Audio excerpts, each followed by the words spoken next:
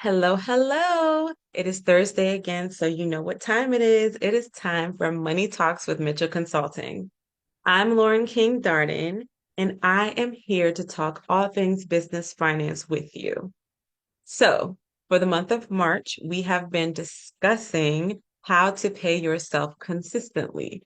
And I have another tip for you to try to get you to the point where you can pay yourself on a regular basis, which is what we all want and need. Okay, so let's get into it. Today, I want to talk to you about your pricing. So, we talked about profit first and small plate accounting.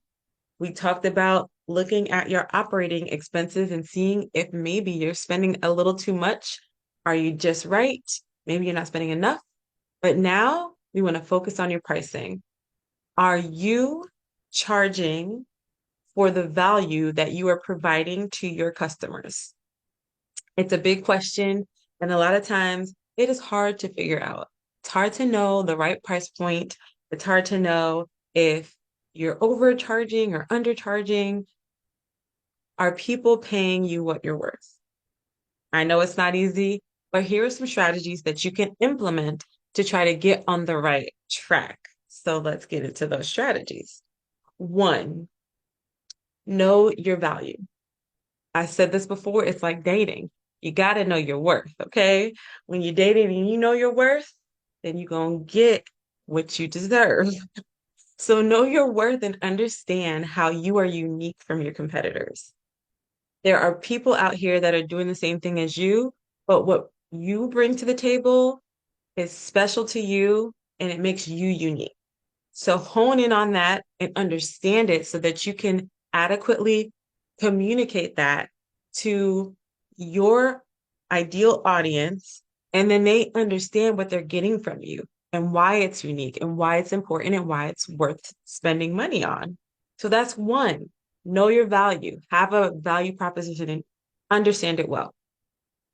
Next, know your break even point. Now, this is a more of a technical term. So the break even point is basically all of your revenue less all your expenses. When that number is, whatever that number is your break even. When that number is zero, that's your break even. You do not necessarily want to just break even, but it's good to know the least amount you can charge for your services. So let me give an example. If it costs me $3,500 to provide a service or a product to customers, and I price it at $3,500, I'm not making any money, I'm just breaking even. So when you understand your break even point, you know that your prices need to exceed that. So it's all about knowing your numbers, knowing how much it costs to provide services, whether you're paying people or you're paying for raw materials or you're paying people to make things or you're paying people to do things, it's still costing the business. And in addition to that, it's costing the business to operate. So knowing how much it costs you to operate and not just to create the product, so not just your cost of goods sold, but operations for everything, your softwares, your hardware, if you have to get a computer, if you have to provide things to your team for them to do their job, all of that is a part of your operating costs. And if you don't know what it costs you monthly, weekly, daily, even hourly, it's very hard to know how much you should be charging based on that number. I'm not saying that you should charge just based on your expenses. No, of course, you need to charge more than all that you're paying to make a profit. But it's very good to keep that in mind because then I can say, okay, it costs me, I bet you 3,500.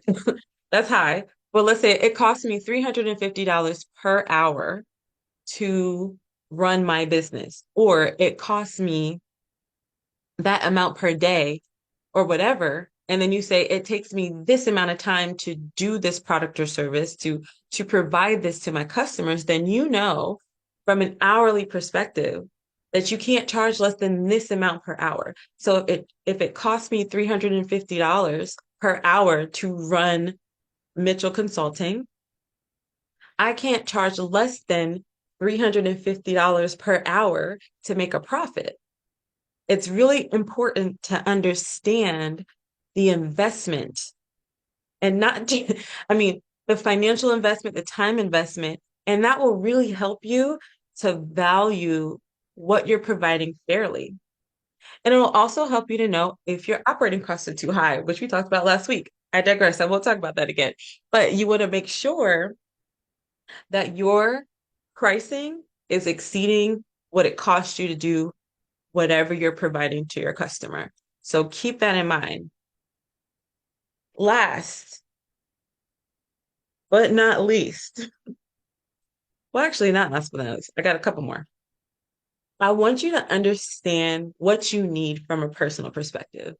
As business owners, a lot of times we're not paying ourselves because we're just not thinking about what we need in our personal lives first.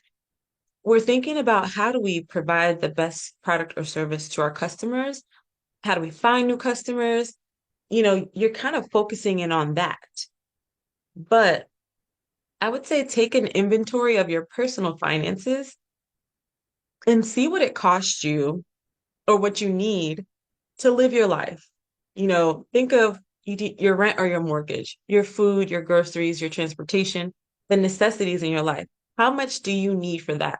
Really work out those numbers in detail. Come up with that number.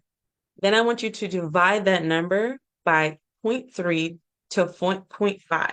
So basically 30 to 50%, divided by 30 to 50%. And that will let you know how much your business needs to make to meet those financial needs. Because based on profit first that we talked about, or small plate accounting, you want to be taking home between 30 and 50% of your income that your business provides. To figure out what that number is on a very practical way so that it's not too arbitrary, use your personal finance. How much do you need to bring home to make sure that your family is good? What do you need? Do your budget or even look at maybe the last 3 months of your spending. What are you spending it on? Categorize it and get an idea of what you really need and start there. Divide that number by 30 to 50%, and that will tell you how much your business needs to bring in. When you know how much your business needs to bring in and you have a very detailed goal, not an arbitrary number, but a number that is based on something, you can then decide the pricing strategy to get there. So this is what I mean by that.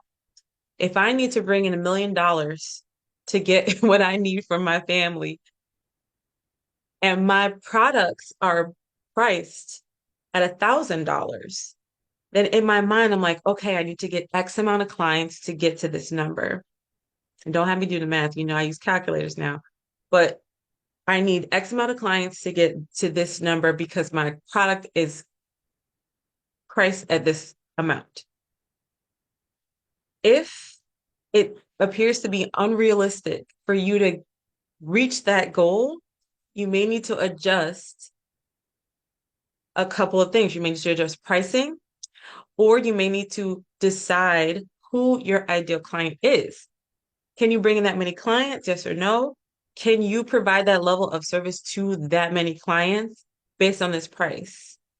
And so these are things of course, you need to understand your numbers to get to that. But if you're saying it takes me X amount of hours to do this thing, um, or to provide your service, and you would need to do, maybe hundreds of that to reach your revenue goal, then maybe you need to hire other people to help you provide the service or product. Or maybe you can simplify what you're providing and streamline it. Maybe you can create another stream of revenue to help you reach that goal because what you're providing, the value isn't going to be commensurate with that. So it's a lot of different things to think about when you're trying to price strategically. But what you need to keep in mind at the end of the day to be able to pay yourself consistently is what you really need. Last tip, know your ideal client. We hear all the time that the clients for you are for you and to price the way you need to because there will be someone who sees the value in what you do and will pay you to that. And I agree with that. But I also believe that sometimes people need to understand what they're getting and why they're paying for that. So when you have your ideal client that finds value in what you do, that conversation is going to be a lot easier. Find the people who find value in what you are providing, because then they will be more than welcoming to pay for your service. I don't know if I said that right, but they will be more than happy to pay for what you are providing to them because they see the need for it. So know your ideal client, know the value you bring, figure out your break even point and understand the cost what it's costing you to put that product or service to bring that to your clients, and then know what you need and then know who to bring it to. Okay. I hope I don't think that was a good summary, so I'm gonna summarize it one more time. Understand your value, know what you bring to the table and what makes you unique. Know what it costs to bring that value to the table so that you are not charging any less than that cost. What is your break even?